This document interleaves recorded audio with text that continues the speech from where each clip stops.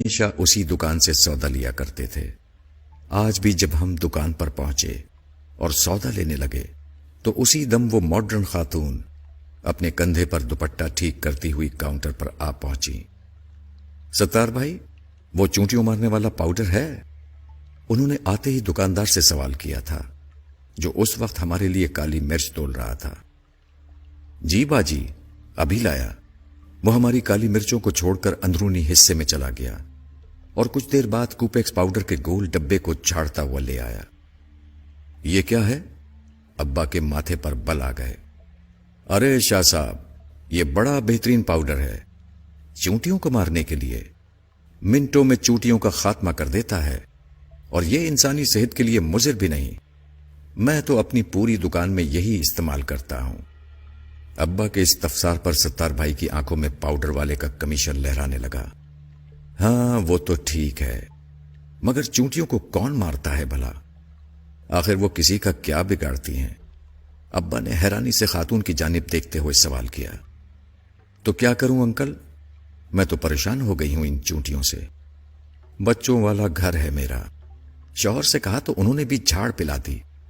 کہنے لگے امی کی زندگی میں تو کبھی ہمیں چونٹیوں نے پریشان نہیں کیا، کیونکہ وہ گھر کو بالکل صاف رکھا کرتی تھیں۔ اب آپ ہی بتائیں، آپ کو کیا لگتا ہے؟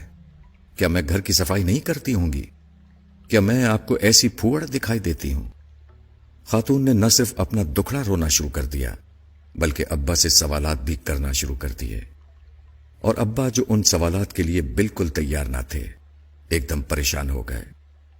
نہیں بیٹا، میں تو بس یہ کہہ رہا ہوں کہ چونٹیوں سے نجات کے لیے تم ایک مٹھی آٹا ڈال دیا کرو۔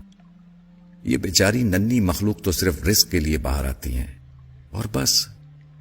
ابا کے لہجے میں زبان بھر کی شفقت دیکھ کر خاتون نے غیر محسوس انداز میں دوپٹہ سر پر لے لیا۔ جی انکل، مگر کیا اس سے چونٹیوں سے چھٹکارا مل جائے گا؟ وہ اب بھی غیر یقینی انداز میں ابا سے پوچھ رہی تھیں۔ کیوں نہیں بیٹا، پرانے زمانے سے یہی رواج چلا آ رہا ہے۔ ادھر گھر میں چونٹیاں نظر آئیں اور ادھر بڑی بوڑھیوں نے مٹھی بھر آٹا کونوں میں ڈال دیا۔ چونٹیوں سے بھی نجات اور صدقے کی نیکی مفت میں۔ ابا ہنسنے لگے تو خاتون کے چہرے پر بھی مسکراہٹ آ گئی۔ چلیں میں بھی پھر آٹا ہی ٹرائی کر لیتی ہوں۔ وہ کچھ سوچتے ہوئے کوپیکس پاؤڈر وہیں کاؤنٹر پر رکھ کر واپسی کے لیے مڑ گئیں، اور ستار بھائی نے ابا کو خشمگین نگاہوں سے دیکھتے ہوئے کالی مرچوں کو تولنا شروع کر دیا۔ ابا، تم نے ستار بھائی کی دکانداری خراب کر دی۔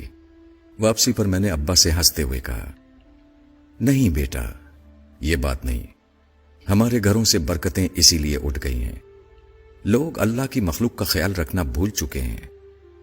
پہلے کسی گھر کے سامنے کتا بھی آ کر بیٹھ جاتا تھا تو گھر کی خواتین اس کے سامنے بھی کچھ نہ کچھ بچا کھچا سالن روٹی رکھ دیا کرتی تھی، مگر اب ایسا نہیں ہوتا، کیونکہ اب روٹیاں بھی گن کر پکائی جاتی ہیں۔ برکتیں کہاں سے آئیں گی پھر؟ اس قوم پر بام نہ گریں، زلزلے نہ آئیں، سیلاب نہ آئے تو اور کیا ہو۔ ابا تاسف کے اظہار کے ساتھ ساتھ مجھے آسان زندگی کے گر سمجھانے کی کوشش بھی کر رہے تھے۔ عرصہ گزر گیا، میں بھی اس واقعے کو بھول گیا۔ پھر ایک دن بڑے بھائی جان کے ہاں جانا ہوا۔ ابھی ڈور بیل بجانے ہی لگا تھا کہ چڑیوں کے جھنڈ کے اڑنے کی زوردار آواز کانوں میں پڑی۔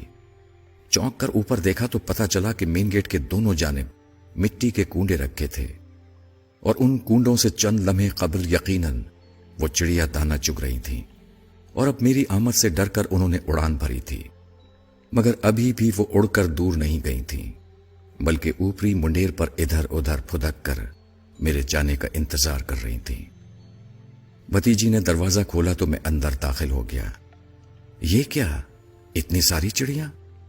میں نے سلام کے بعد خوشگوار حیرت سے بھابھی سے پوچھا، جو کچن کی کھڑکی سے کھانا پکاتے ہوئے مجھے دیکھ کر مسکرا رہی تھی۔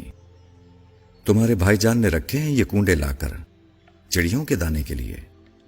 وہ معنی خیز انداز میں بڑی بھتیجی کو دیکھ کر مسکرائیں تو مجھے اچنبھا سا محسوس ہوا۔ شام کو بھائی جان آئے تو مجھ سے رہا نہ کیا۔ بھائی جان، یہ چڑیوں کے لیے دانا رکھنے کی کوئی خاص وجہ ہے کیا؟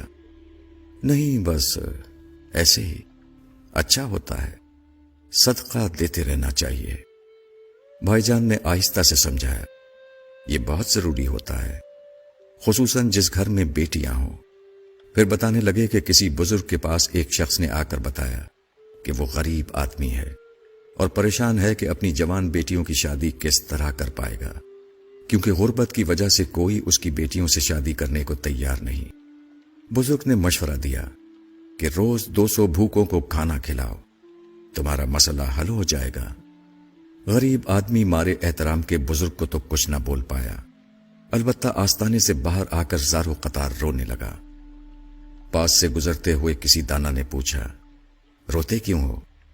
غریب نے جواب دیا، غربت نے پہلے ہی مار مار کر ادموا کیا ہوا ہے، اور سرکار نے فرمایا ہے کہ روز 200 بھوکوں کو کھانا کھلاؤ، تب بیٹیوں کی شادی ممکن ہوگی۔ دانا آدمی مسکرا کر بولا، بھلے آدمی، بھوکا کیا صرف انسان ہوتا ہے؟ اللہ کی مخلوق چھوٹی ہو یا بڑی، بھوک تو سب کو ستاتی ہے۔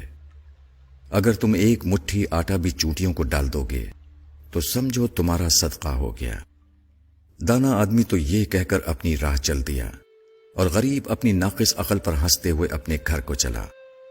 کچھ عرصے بعد ہی صدقے کی برکت سے نہ صرف وہ اپنی بیٹیوں کے فرائض سے سبکدوش ہوا، بلکہ گھر میں بھی خوشحالی آ گئی۔ بھائی جان جس وقت یہ واقعہ ہم کو سنا رہے تھے، مجھے ابا کی مٹھی بھر آٹے والی بات یاد آ رہی تھی۔ میں نے آنے والے دنوں میں دیکھا کہ بھائی جان نے اپنی چاروں بیٹیوں کی شادیاں ان کی صحیح عمر میں بالکل درست موقع پر کر دیں۔ شاید اسی لیے جب میں نے اپنا گھر لیا تو سب سے پہلے اپنے دروازے کے پاس چڑیوں کے لیے دانہ رکھ دیا۔ کئی بار گھر بدلا، ہر بار یہ چڑیا، کبوتر اور کوے میرے رزق کی آسانیوں کا سبب بنتے رہے۔ بیماریاں بھی آئیں، پریشانیوں نے بھی گھیرا تنگ کرنے کی کوشش کی، مگر ہمیشہ یہ پرندے مجھے آسرا دیتے رہے۔ ان مال اسر یسرا کہ مانے سمجھاتے رہے، اللہ رب العزت کی بڑائی کا یقین دلاتے رہے۔ الحمدللہ ثم الحمدللہ۔ میں نے آج تک اپنے بچوں کا بہتا خون نہیں دیکھا، انہیں کسی تکلیف سے تڑپتے نہیں دیکھا۔ ایک وقت ایسا بھی آیا جب میرے گھر کا سب سے بڑا مسئلہ یہ تھا کہ ہماری مرغی کڑک ہو جانے کے باوجود انڈوں پر کیوں نہیں بیٹھ رہی ہے، اور یہ وہ دور تھا جب میرا گھر کبوتروں والا گھر کے نام سے مشہور ہو چکا تھا۔ یقین مانیے کہ یہ تمام باتیں اس لیے نہیں لکھی ہیں کہ نعوذ باللہ میں اپنی نیکیوں کا پرچار کرنا چاہتا تھا، بلکہ میں اس راز کو کھول کر بیان کرنا چاہتا ہوں جو سوال کی صورت میں مجھ سے اکثر کیا جاتا ہے کہ آخر کیسے گزارا کر لیتے ہو؟ ہم سے تو نہیں ہوتا۔ میں نے اپنی زندگی کو اسی ننھی مخلوق کی خدمت کر کے آسان بنایا ہے۔ تمام بڑائیاں اس رب کے لیے جس نے مجھے اس قابل بنایا کہ میں یہ کر سکوں۔ اللہ ہم سب کو صدقات کی توفیق عطا فرمائے، آمین۔